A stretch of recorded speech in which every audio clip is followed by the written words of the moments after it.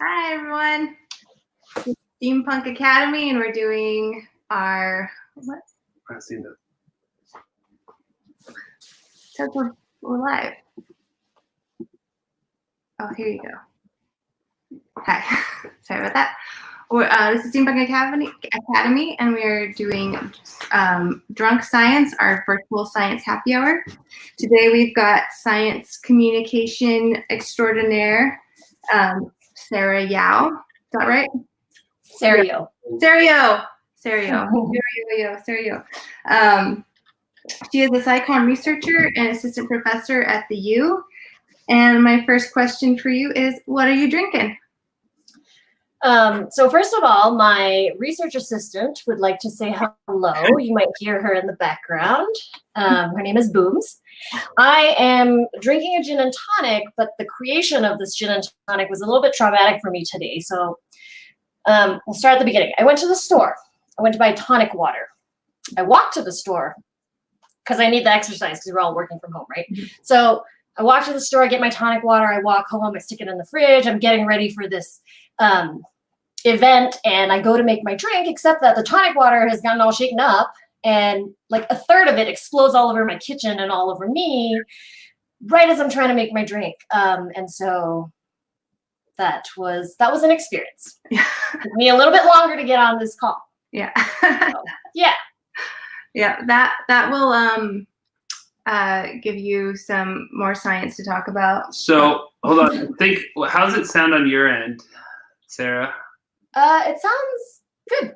Yeah, I can just hear you two, right? Yeah, Mm-hmm. yeah. Yeah, sounds good. Yeah, I think we're getting a little bit of an echo. Oh. I'm not sure on which end though. Let's see. How do we figure that out? I don't know. Let's turn down the volume on your computer. Okay. Or the microphone, hopefully. All right, yeah. So we'll just try to talk quieter. That might help. Okay. So,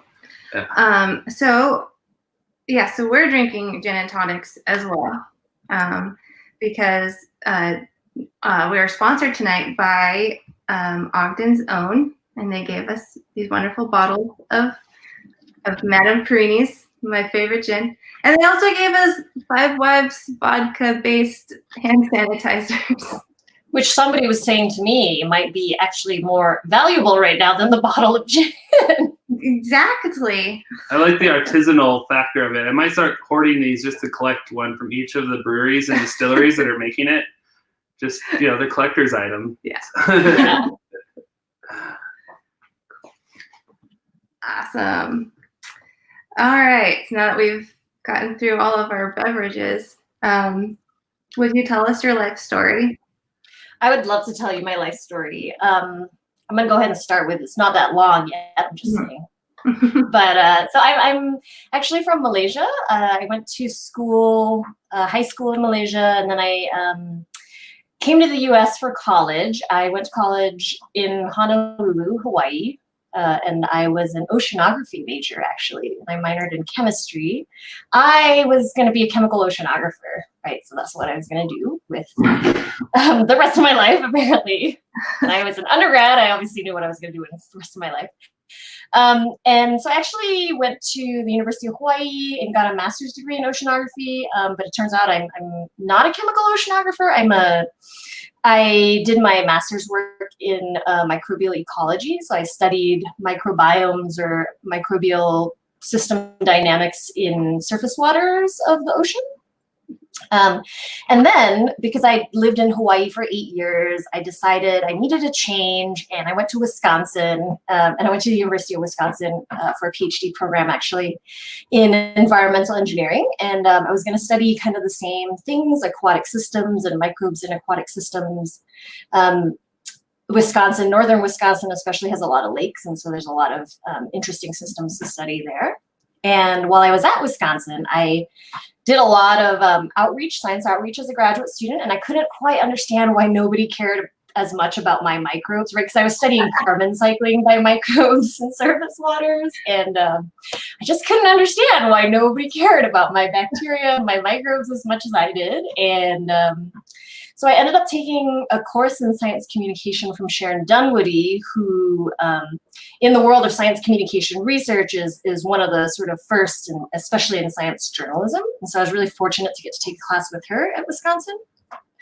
Oh my gosh, cat hair everywhere.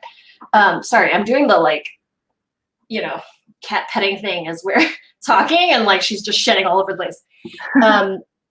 But so I took this course, and this idea of the knowledge deficit model was introduced to me, and we can talk about that in a little bit. But this idea that like just throwing information at people is not going to get them to change their minds about something or change their attitudes or behave in a different way, right? And it was just like this epiphany to me, which in hindsight now I'm just like, well, you were a naive grad student, but that's okay. And so I ended up getting a second master's degree in science communication in the Department of Life Sciences Communication. And then I got my PhD at Wisconsin in comm, and then I moved to Utah. So yeah, this is in short my life story, my academic life story. Yeah. That's so cool. I went to art school, but I had to take some science classes, and the next class I took was oceanography.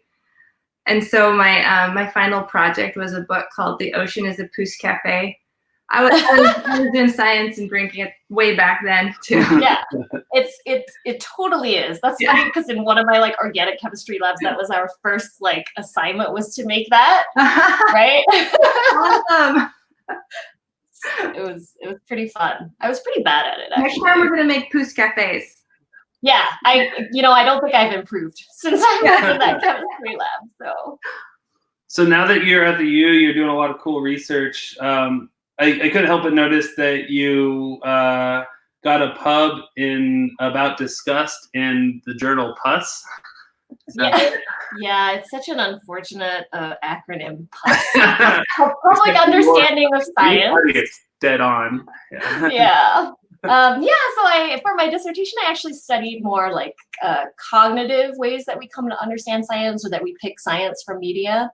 So in general, I study how people form opinions about science from media. And, in my dissertation, I looked at more cognitive factors. And since I moved here, I started to look at more emotions and feelings and affect. And so that disgust study was one of the first that I did in this area.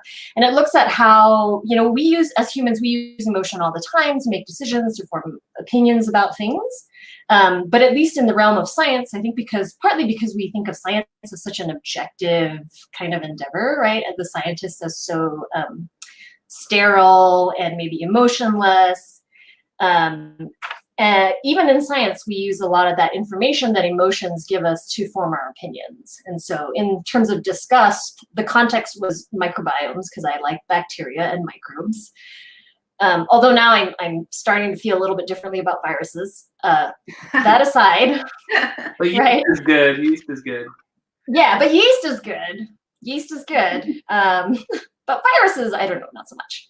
And so some of that work just shows that when we feel disgust and we associate it with like fecal microbiome transplants, right, where we take healthy stool and put it into somebody who has like a C. diff infection, and it's an approved medical therapy, but when we feel that it's gross, then we think it's more risky, right? And so our emotions really can influence how we feel about various scientific issues. Well, it makes sense. I mean, so I'm a psych professor, and yeah, I mean, the evolution of disgust is it's a motivator to keep you away from risky things like rotten food or. Yeah, and that's really cool, right? Yeah. This like idea that we evolved our reaction to disgust, that it has this like tendency for us to avoid something, is evolutionary, and it protects us from like pathogens, right, and things that can make us sick. So yeah, I think it's really cool. So I guess we were also kind of curious about you're doing research on humor now, and that's what we do not for a living, but we moonlight as talking about science in funny ways. So I'd like to be vindicated that everything I'm doing is successful and it's great. And and there's science behind it. So if you want to, I have a little bit of evidence that shows that humor is empirically good, right? That it makes people feel scientists are more human and more approachable and more likable, and that it doesn't even diminish their expertise, right? So there's like there's sort of people in science engagement who are doing science as comedy, as stand-up comedy, right? And you can see this as a scientist kind of being outside their realm of expertise. They're like acting as comedians versus scientists, right? But the good thing is that it doesn't really undermine their expertise, or at least our research shows it doesn't undermine their expertise. And so people find them more likable, and a lot of communication research shows that when you're more likable as a source, people trust you more, right? And so they trust the information that they get from you more. So I think it's a good thing still. The evidence is still kind of new, but I'm gonna put myself out there saying that I think humor is a good thing. I also think we should do more stand-up science in Salt Lake. I'm just gonna throw that out. I've been watching The Marvelous Mrs. Maisel recently, and I'm so inspired by her stand-up. Oh, that's on the quarantine to-do list is one. So I'll have to on that. So like, I have a question, like kind of going off of the stand-up and the using humor for science communication. There's this like this thing called yes and that they use in improv, and you can kind of see like how yes anding outside of improv kind of causes cults to form and like people to believe that 5G causes the coronavirus and things like that. Like the kind of the energy that creates great humor also creates this other thing which can proliferate bad science communication. Is there a way that or do you do any research about like how scientists could be better at yes anding for good? Yeah, I actually think that this is really important, right? There's a lot of yes anding for like bad. And this like 5G thing, this is the second time I've heard this today, and I hadn't heard any conspiracy theories about coronavirus up until today, right? And so today I'm like, oh, really? This 5G thing, that's new. One thing, potentially repeating that misinformation is not a great thing, right? There's some research that shows that potentially repeating it is not a great thing. Although, again, that some of that research is still contentious. But I think this really highlights the importance of using humor, which is a tool for communicating science, right?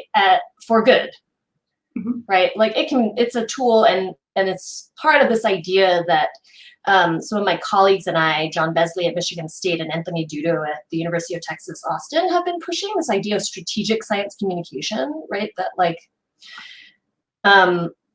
in the very extreme, you can think of this as marketing science or PR for science, right? All of those are tools. I think when we think of PR and marketing, we tend to think of them as having some insidious or underlying goals, right? And it's true, actually, in all science communication, you should identify your goal. And if that goal is just to inform your audience, I would maybe push one to think about what is the actual goal, because I don't really want to inform my audience about climate change. My guess is that, there are a fair amount of people who already know about the science of climate change, right? But they hold these different opinions for a reason, right?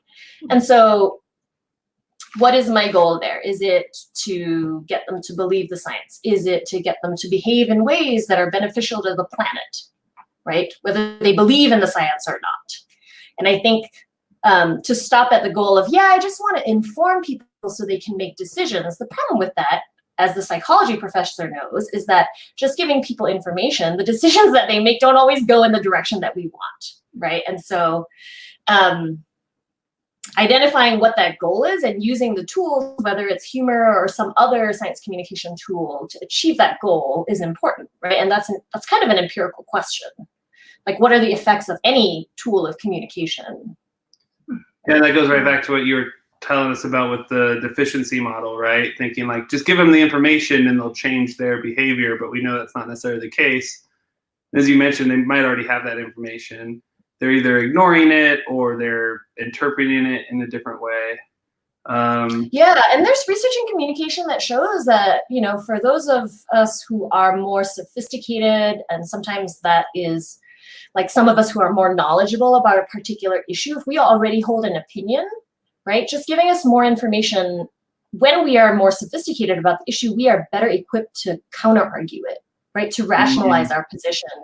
And so I think, like, as scientists, we're sort of trained to be rational, right? In this like idea of forming hypothesis, collecting data, and if the data don't support your hypothesis, you refine that hypothesis, right? If we translated that into opinions and information, if I got information that didn't conform to my opinion, I should, in this rational model, update my opinion.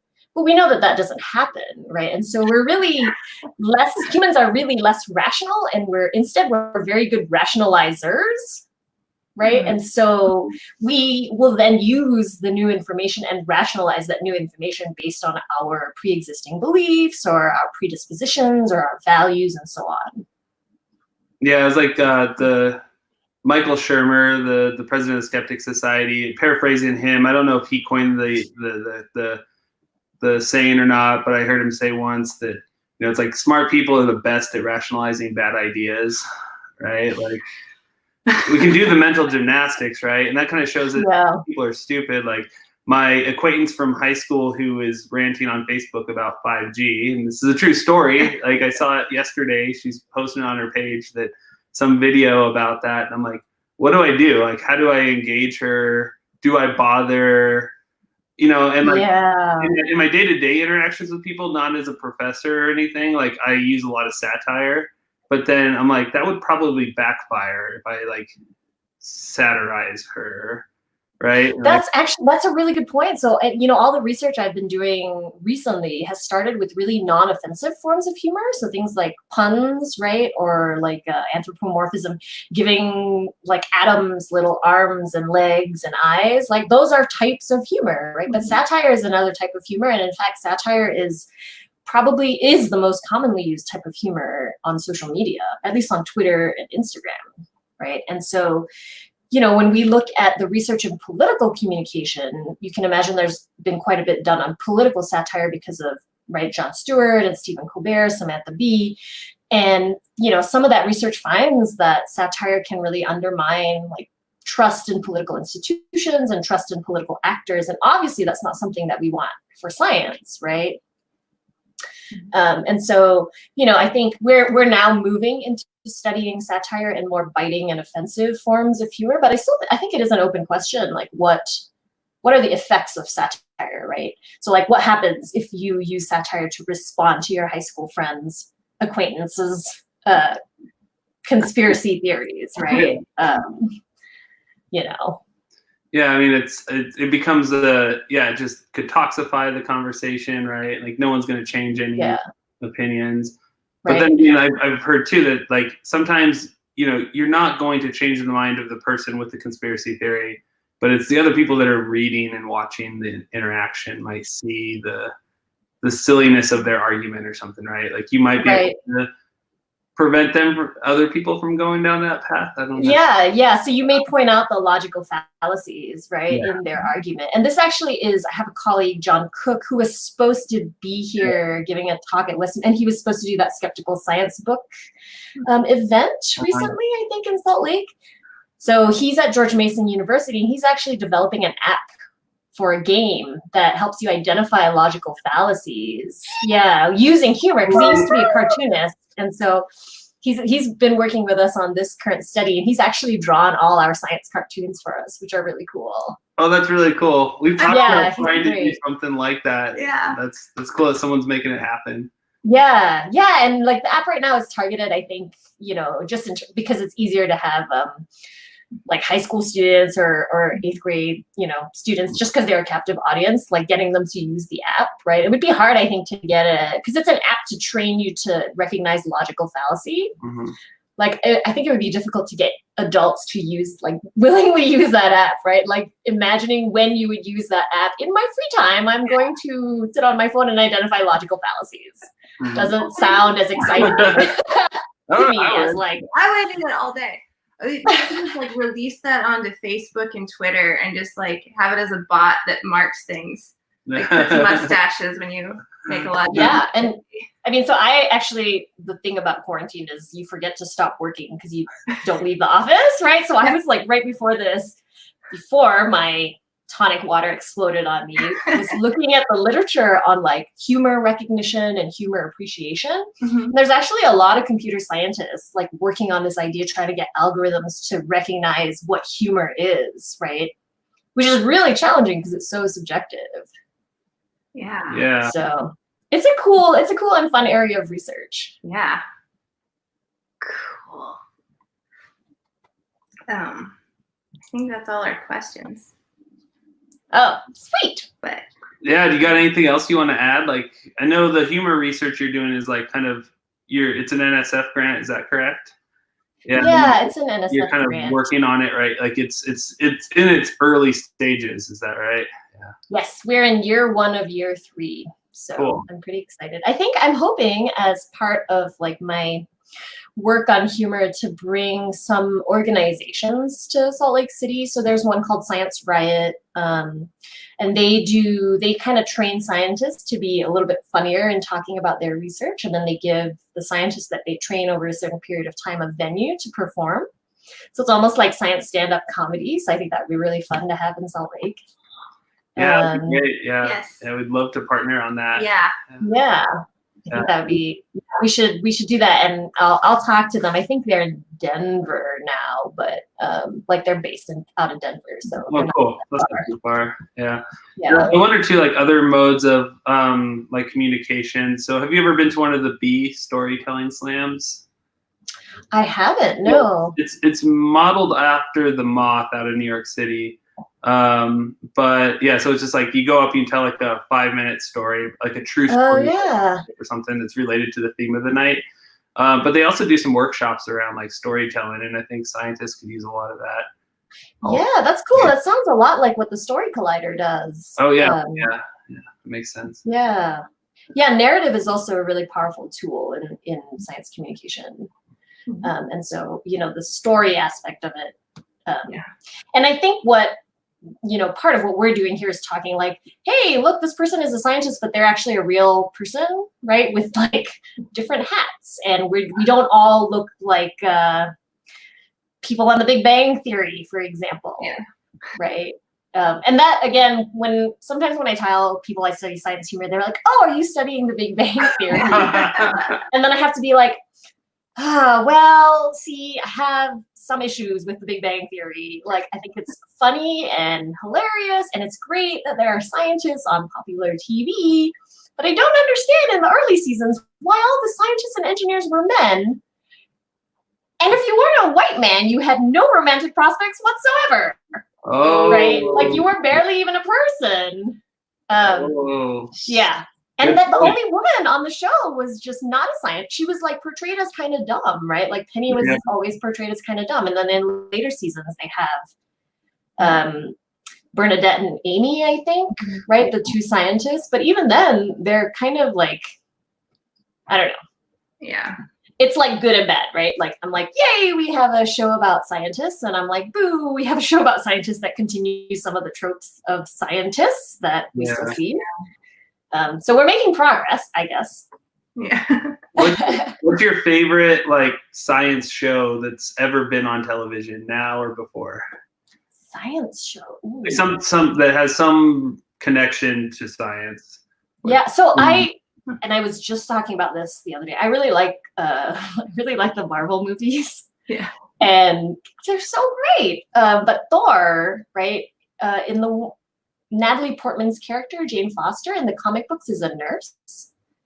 And the National Academies of Sciences has the Science and Entertainment Exchange Program where they pair up scientists with filmmakers. And it was a result of that program that Natalie Portman's character was changed to an astrophysicist instead of a nurse, which I thought was really cool. The other thing I really like, the science related, I really like sci-fi, and I've been enjoying The Expanse. Ooh. And I understand that The Expanse, I think I read somewhere online about a physicist saying that The Expanse is one of the only like space and sci-fi shows that accurately portrays how one would have to travel through space on a spaceship, like on a shuttle, right? Because you would actually be standing in the direction of movement, right? Versus like Star Trek, where everybody's like standing on top, and the spaceship is moving this way. That's cool. I thought that was a cool fact. I don't know if it's true. Sorry, fake news. So sorry. I feel like we should start like a list of like what are the science related TV shows and movies that we should all be binging on right now while we're social distancing. I have a colleague at the U who is starting a list of pandemic movies. Oh, nice. Yeah. We watched them all already. Yeah. Did you watch Contagion? I hear Contagion is kind of creepy right now. Like, we watched all the free ones. Yeah. We've watched Outbreak, but I haven't seen Contagion yet. A few zombies thrown in there for good measure. Yeah, and all the zombie ones. I feel, speaking of zombie shows, Kingdom on Netflix. I'm just going to plug Kingdom because it's incredible. It's a Korean period piece about zombies. I know! See, no, I'm doing it right. Oh, cool. Because it's appropriate for this pandemic. Yeah. Yes. Which, conspiracy theories, this has nothing to do with zombies, just saying. Yeah. Although I also read a whole article about where it would be best to be in the like which state it would be best to be if there were a zombie like apocalypse, right? Where? You want, so not Hawaii, as it turns out, because I had to look that up because I lived in Hawaii at the time. Because it's isolated and there aren't that many hardware stores. Oh. So you want somewhere, I think like, I don't know. It was like somewhere relatively rural. I imagine Salt Lake wouldn't be a bad place to be. We have like a lot of, hardware stores. Mm-hmm. And the trick is to wear leather. Human teeth have a hard time biting through leather. Oh. And baseball bat. Baseball bat? Right, because you don't run out of ammunition. Yep. Right. I have not thought about this at all. Or it would be really good. See? Yeah. You need a good bicycle. You have to decapitate them. Yeah. The more you know. Yes. Leather chaps and a bicycle. Yes, leather all over. All right. I guess we're ready for the apocalypse. Yeah, we're set. Here's that. Here's the Hey, to the world as we know it.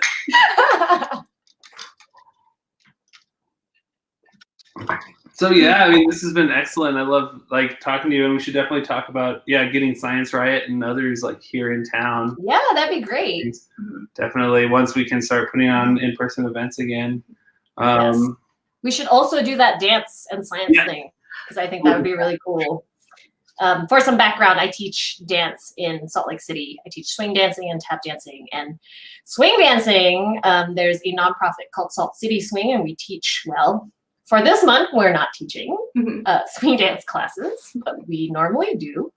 And it's really all about physics. And so it'd be really fun to have a physicist talk about physics and then demonstrate kind of swing dancing techniques that rely a lot actually on the physics. Yes.